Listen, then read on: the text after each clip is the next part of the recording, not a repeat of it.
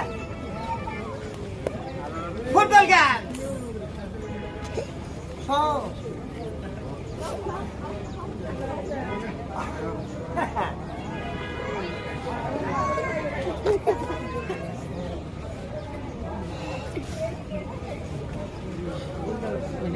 এই খেলাই শেষ খেলা খেলাটা শেষ করার আগে আব্বা আমি আরেকটা রাউন্ড দিই বাবার আমি একজন অসহায় দরিদ্র ইতিম সন্তান